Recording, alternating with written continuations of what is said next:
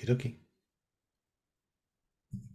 Hi, everyone. My name is Lisa Karasek. I am the community manager here at Brave Healer Productions, and it is my honor today to do Brave Story Time with Kieron Morgan.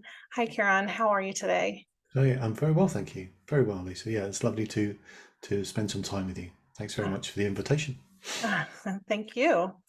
So today, Kieron is going to be reading his chapter Pendragon Reiki from the book The Energy Healer's Oracle.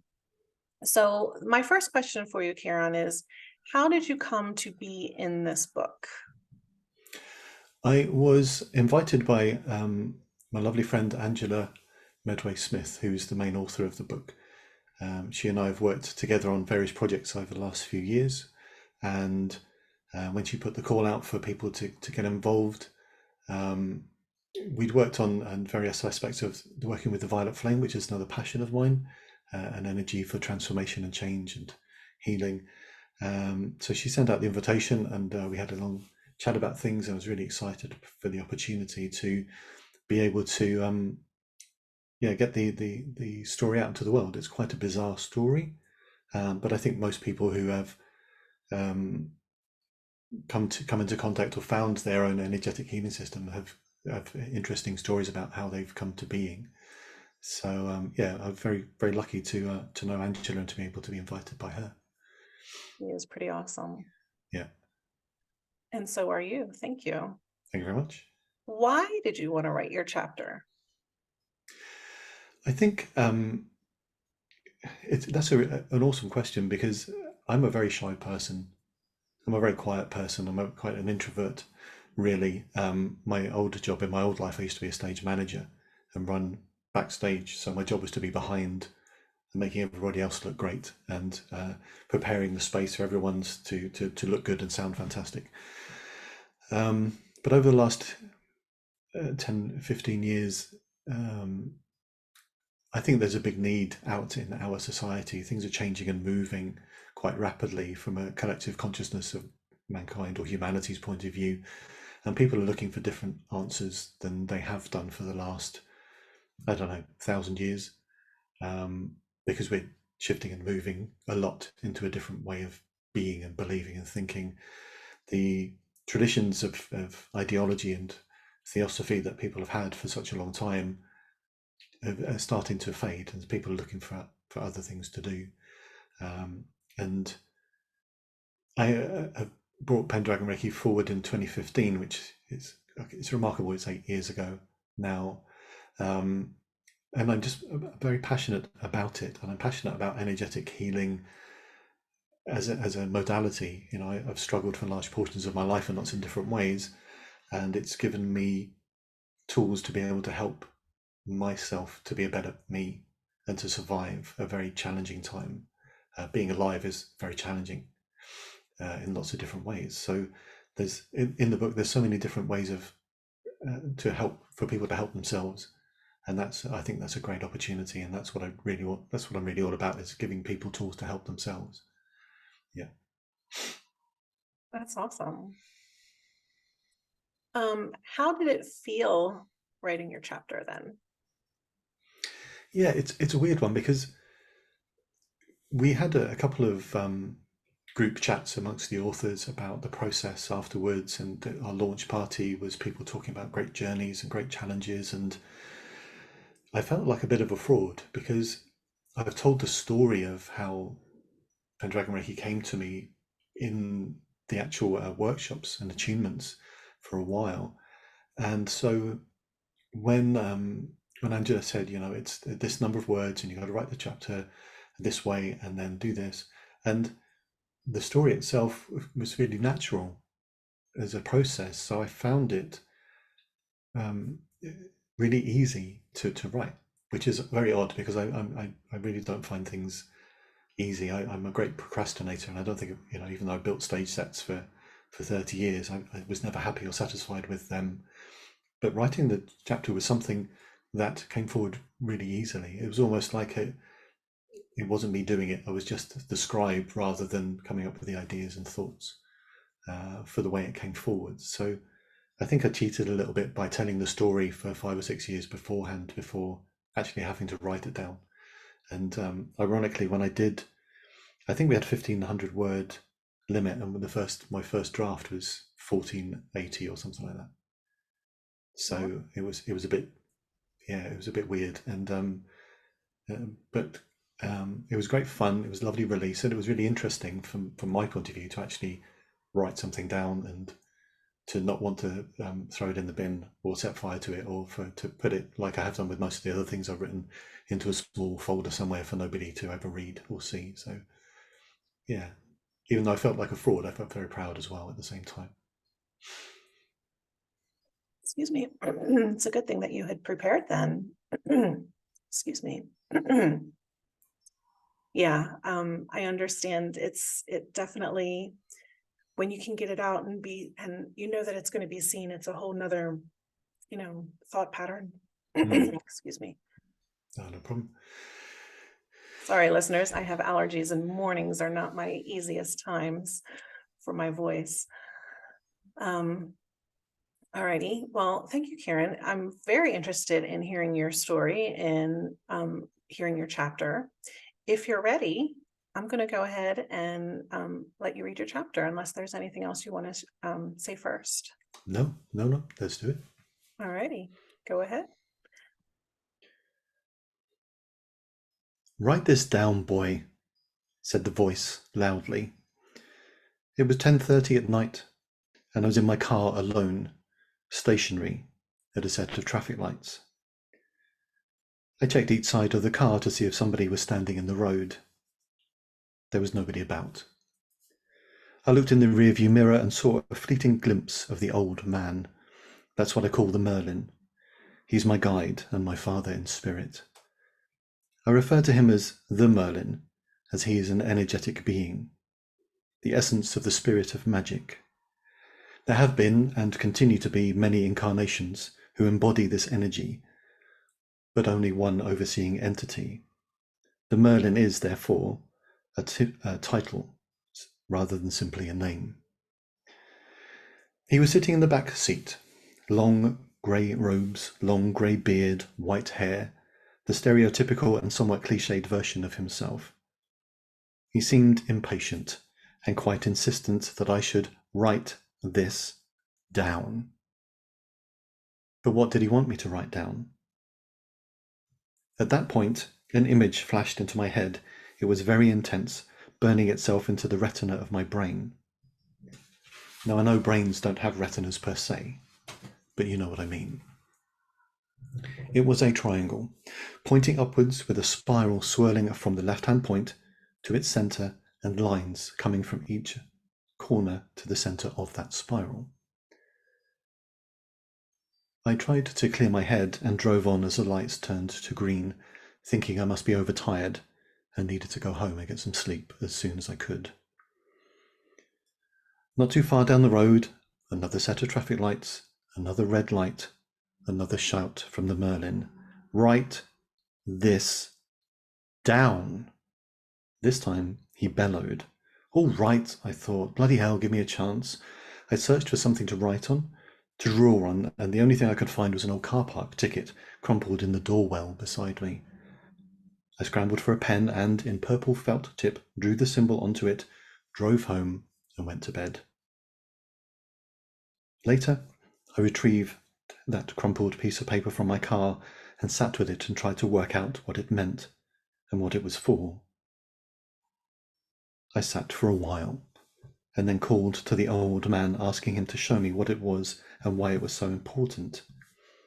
Soon, he came close and leaned over. He leaned over my shoulder and said gently this time, "The triangle is equilateral, all sides in equal length, because it is strong and balanced. The straight lines are masculine in nature. The spiral dances around 3 times. This is feminine.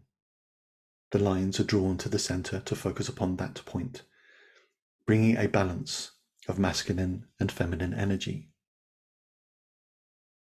You know the dragon's eye. You know the spiral. Now these two come together to form the Pendragon's eye. There is more to be seen, so call to the dragons whilst in this space and ask them to come forward and guide you. Unusually, I did what I was told. I sat and pictured the magical symbol around me. It was remarkable, like finding shelter in a storm. By nature, I am very sensitive, but in this space I felt safe, almost peaceful. Life, for me, is a challenge, and something, for much of it, I haven't really coped with very well. I'm an empath, very sensitive to emotions and the energy around me. Before I started upon my spiritual path, I had tried to block out this sensitivity with loud rock music, lots of exercise, lots of partying, lots of drinking, and the writing of tragic or tragically bad poetry. In the 7 years since channeling and implementing the Pendragon's Eye, I use it as a protective space around me daily. The world is still a challenging place, but now I have a constant, safe space in which I can really safely rest when it all gets a bit much. My sensitivity is now an asset, and the Pendragon's Eye is my everyday working tool. It is my fervent hope that in sharing it and how it came to being, I can help you, dear listener and reader, or someone you know or love, to find sanctuary within it. Throughout my journey into the realms of spirituality, I've tried to maintain a healthy skepticism. I was never totally sure if I was clairvoyant or clairaudient, as I sometimes wonder if the idea of hearing disembodied voices means that I might have a brain aneurysm, or finally be losing my marbles completely. That said, there was no mistaking that voice that shouted at me that night, and I couldn't think of any other logical explanation.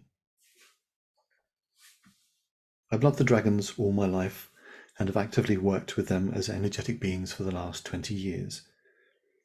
So I call to them for their help and guidance, their love and light, their fire and flame.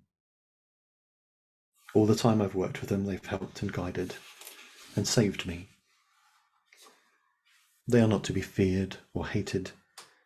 They are kind, gentle, peaceful creatures who wish nothing more than to help guide humanity and protect us through challenging times. As I sang to them and called to them, they came close, dancing in, spiraling, swirling as they do. When I pictured myself sitting at the center of this triangle, 3 dragons came forwards. In front of me, the dragon of earth. Behind me to my right, the dragon of sea. And behind me to the left, the dragon of sky. All these energies, these elements came together, spiraling and swirling around me. My heart filled with joy and light, and from that joy, from my heart, the dragon of fire was released. My own soul dragon took flight within this space, and as it flew, its fire and flame cleansed and cleared the space around me. Inspiration hit me, and channeled words tumbled forward from my mind, the start of a poem, a mantra. Dragons of earth and sea and sky, dragons of fire around me fly. I felt safe in this space, protected, calm, and peaceful. Over the next few days, I continued calling these dragons in, and having been in this space for a while, it began expanding. My attention was drawn then, both upwards and down at the same time. Simultaneously, the dragons of gold and night, the dragons of light and shadow, came forwards to connect me to the 2 aspects of my higher self and bring them into balance. These aspects of ourselves are best worked with at the same time. That's why they come together to help us truly know and love ourselves. More lines of the poem were given to me. Dragons of night and those of gold, come close and let your wings unfold. Now it became clear that each of these dragons was highlighting and offering protection to an aspect of my life, of my being. The earth dragons connected to the physical, my body, the 3D world around me. There were sea dragons, my emotional self, and the sky dragons were guarding my thoughts, my hopes and dreams. These two most recent, gold and night, are an energetic pair, twin aspects of my soul, my higher self and shadow. My next journey, surrounded and protected by this growing space, took me inwards, into my unconscious mind, to a space and place I now know and love with all my being. Deep in meditation, having called the dragons around me, I found myself standing upon a high hilltop, a grassy outcrop of a mountain side. I could feel the grass soft and warm beneath my feet. And as I looked out over this beautiful vista, it made my heart both break and sing all at once. Below me there was a beach, the waves almost splitting where my feet would have been if I was standing upon it. To the right-hand side, the sea, with Father Sun beginning to set over the waves, his gleaming golden glow starting to turn deeper oranges and red as it bled out into the scudding clouds. To the left of the beach, a forest of verdant effervescent green with all manner of trees and flora. Above this forest, Mother Moon was full and beautiful. Her electric blue silver face was smiling. Together, these bodies, these energies were balanced, sending and receiving love and light to and fro in an incredible, eternal exchange. My gaze was then taken to the horizon way in the distance. A rocky outcrop dipping down into the ocean looked like a sleeping dragon. The whole landscape before me seemed idyllic, new and yet completely familiar, like old furniture placed in a new home. As I rested in this life-affirming energy, I became aware of movement in the skies. From Mother Moon and Father Sun, 2 more dragons came. From Mother Moon, the red dragon, feminine and soft. From Father Sun, the male dragon, strong, chalk white and determined. They met in the air in front of me and danced together. And coming close, they represent themselves around me, forming a heart shape, filling it and me with unconditional love and light. This continued until they danced above my head, where they shifted into an infinity loop, a lemniscate, to bring balance to the emotional and rational parts of my brain. This movement was expanded out into the universe, where these dragons filled our entire solar system. The dragons of love spiraled again, forming the heart shape, and again to the lemniscate. This brought forward the next lines. Dragons of love and those of change, be with me now, then rearrange to dragons of change and those of love. I have followed the old ways for most of my spiritual journey. The Merlin, my guide, and my teacher, Edwin Courtney, helped me to understand about them. In the old ways, we are taught what happens to us as individuals can spread out into the world. This changes the world around us. It is encompassed by the phrase, as above, so below. This fits very nicely into the rhyme, modified slightly. As below, then, so above. The words were almost complete. I could feel it, and at the same time something was missing, another part to complete the words. Many of us on the path have a realization that comes at some point in our lives that we physically experience little of the wonders of the universe, the wonders that the universe has to offer. So logically, it must mean that there are things way beyond our understanding. So to finish off the rhyme, I tried to find a way to call to these dragons, the ones I didn't know or understand. When I asked the dragons who and what they were, they showed me a myriad of different beings, some as tiny as strands of DNA, some as large as galaxies, or even holding up the fabric of reality itself. Dragons one and dragons all come close and heed my dragon's call. The final piece of the puzzle slotted into place in my mind, and my mind could finally rest for a while. Dragons of earth and sea and sky, dragons of fire around me fly. Dragons of night and those of gold, come close and let your wings unfold. Dragons of love and those of change, be with me now, then rearrange to dragons of change and those of love. As below then, so above. Dragons one and dragons all, come close and heed my dragon's call. This energetic space is many things, but it is not a panacea. It will not cure all your ills or stop the trauma and tragedy of your life from affecting you. Instead, it acts like a base camp, a powerful protective space in which to work. Within it you can feel protected, secure, and able to work on whatever other energetic or spiritual practices you use. For example, healing yourself and or others, for meditation or inspiration.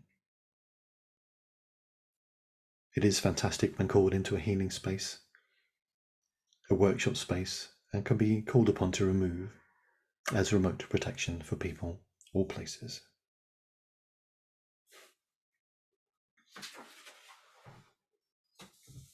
There you go.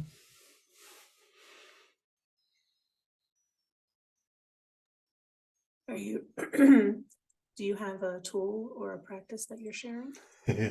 I do have it in the book, but I haven't got it printed out, because that's how I can call it up on the screen and go through that if you like. Okay. Yeah, so just give me a second. Not a problem. That was a beautiful story. Thank you so much. You're welcome.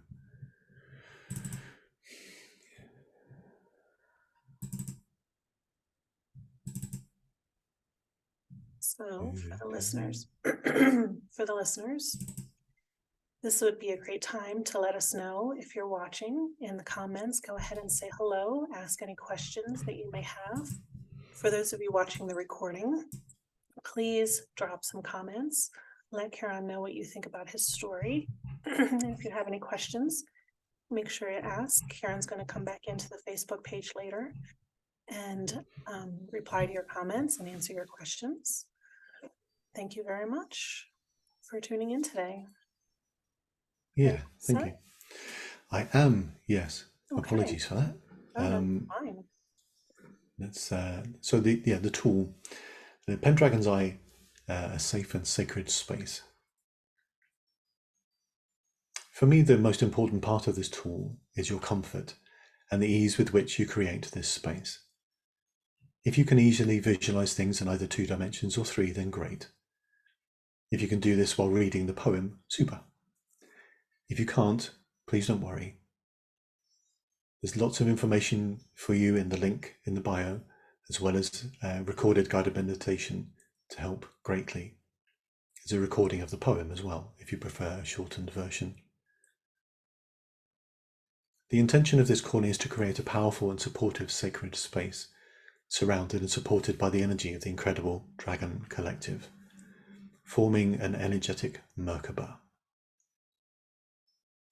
Each point on the Merkaba relates to a state of consciousness, and therefore when you call them in, they hold us safe everywhere that we exist. I know that it's my system and I've used it every day, morning and night, since it was given to me. Then the change of my own state of being and my ability to cope with the extreme challenges of living at this time have greatly improved. So please, before you do anything else, your daily blessings, your rituals, give this a go for a week or 2 and see for yourself the amazing difference it can make. In this calling, the dragons come together to form the Merkaba or light body then, a 3-dimensional shape that protects us in every direction and energetic plane. The Pendragon's call is a short poem or mnemonic. Dragons of earth and sea and sky, dragons of fire around me fly. Dragons of night and those of gold, come close and let your wings unfold. Dragons of love and those of change, be with me now and rearrange to dragons of change and those of love, as below then so above. Dragons one and dragons all, come close and heed my dragon's call.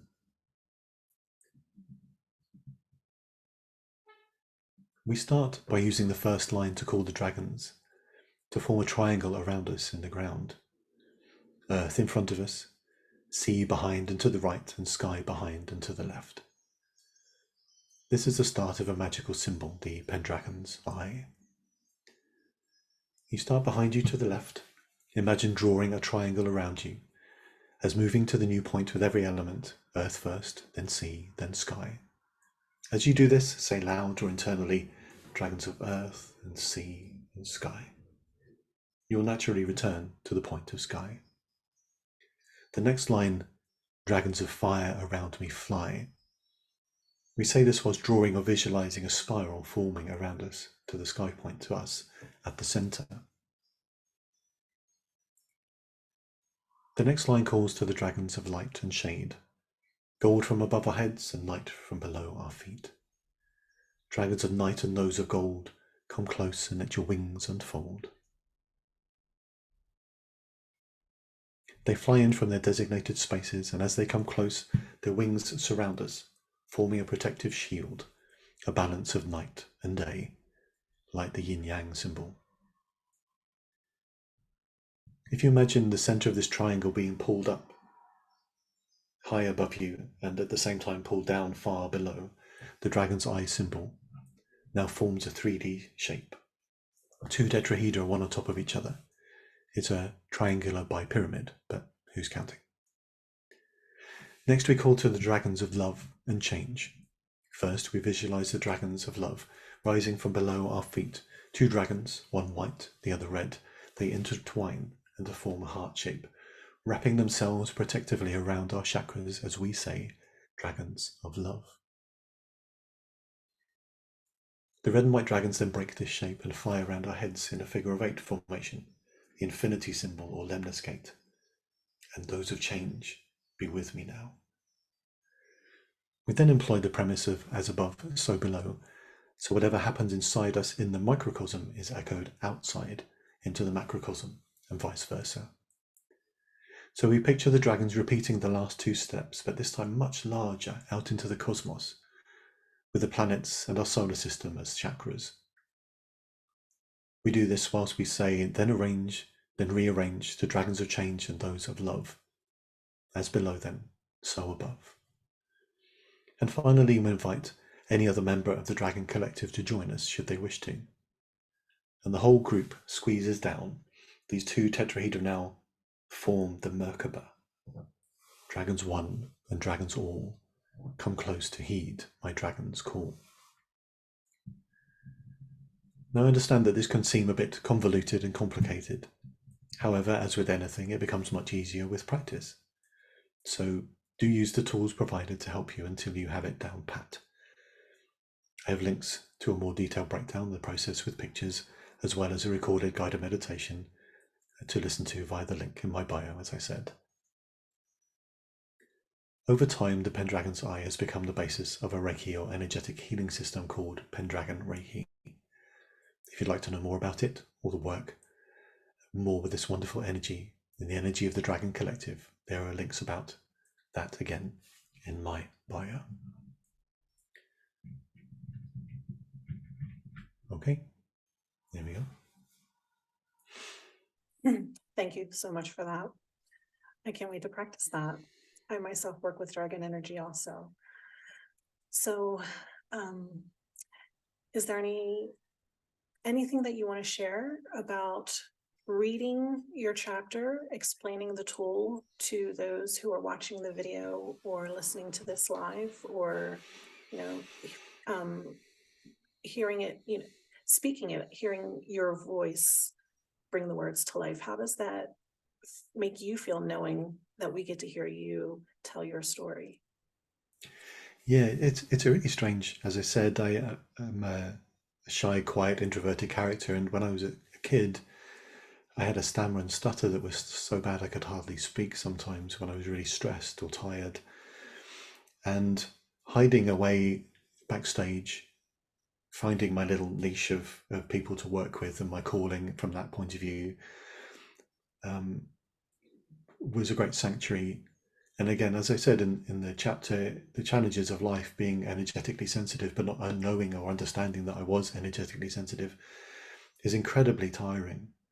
And there's so many young people coming forward now who are completely switched on, rather than this sort of slow burn or being sensitive or other things. They just poof, and they hit the teenage years especially, and the lights are completely on. They're completely overwhelmed by the world, because the world is a very challenging, overwhelming place.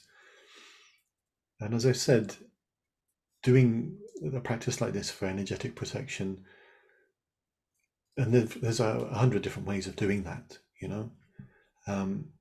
it's not going to solve everything, but it makes things bearable for me, and hopefully it'll make things bearable for other people as well. Finding a way to just exist to start with. We've had big storms here in the UK the last few days, and picturing myself, when I was a kid, we used to go camping, and if you pitch your tent correctly and you put the tent pegs in the ground and you batten everything down in the right way, then you can exist within the storm and not be too affected by it. And that is really how I find the energy of things at the moment. It's so intense. We're going through this enormous change in the shift of consciousness of humanity, that some kind of protection, some kind of safe space is vital, I would believe, for all of us, even people who've practiced and been aware of the spiritual path for much more of their life. And people that, some people, I have clients now that wake up one morning and go, I've started to see things. Am I going mad? People are talking to me. I can hear voices. I can hear sounds. I can see the fairy folk. Am I losing my marbles? Do I need to start taking some kind of, drugs to sort things out, or see the doctor, or see a psychiatrist, or get a nice jacket that does up at the back? But there's lots of different ways. And so this space, and creating an energetic safe space for us, I think it's a great step to be able to unravel and understand yourself.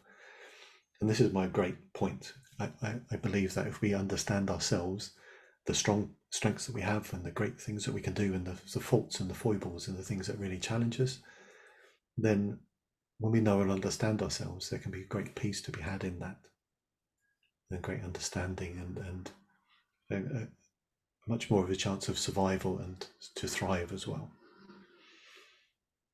Yeah, and from the books have been out about 6 months now, I think, and I haven't read it out loud since just before it was published, so it was really interesting to hear it again. The Merlin himself, my guardian guide, is like a grumpy old man who, when I tune in energetically, is just sort of pointing and get on and do this. He's much calmer now the last couple of years, but before he was forever energetically hitting me with his big staff and stick. Do this, get on with that, do this, get on with that. He seems to be calmer now that I've got it out into the world, and I'm really hoping that people will be interested about it. As I said, I run workshops and attunements for this system itself. It's turned into its own healing modality, and the dragon that is now my symbol in Pendragon Reiki and the Brother of Dragons is the actual copy of the tattoo of the dragon I have on my back, which was something that I'd wanted for a long time. I've got lots of tattoos, but it seems fundamentally connected to me and the energy of the Dragon Collective, because dragons have had a hard time in history and mythology for well over 1,000 years, and there's lots of myths and mistruths and misremembered energy about them. And part of my job as well is to dispel those myths and to help people to learn and understand. And hopefully, there's two that they're just awesome, great big flying Labradors, basically. They're just happy, beautiful souls that want to help us, and they've been much maligned for a very long time. So part of my job is to dispel those myths and wave the big dragony flag as much as I can. I love that. Awesome. Well, thank you very much. Your story was fabulous. And like I said, I can't wait to begin practicing your tool. You will be dropping the link on where to get the book on Amazon in the comments later. And like I said, for those of you watching either live or replay, go ahead and drop any comments or questions. And if you don't have anything else to say, if you're all set, we can wrap up. All good. Jocheval, thank you very much. The other reason I fly the dragony flag is that I have Welsh heritage. So we literally have a flag with a huge dragon on it. So Yeah, I will fly that flag Cymru and Byth. So yeah, Good. Thanks very much for the opportunity. It's been awesome. Oh yeah, thank you. Alrighty, everyone. Well, thank you very much for tuning in. I hope you enjoyed. I'm sure you did enjoy, and we'll catch you next time on Brave Story Time. Thank you.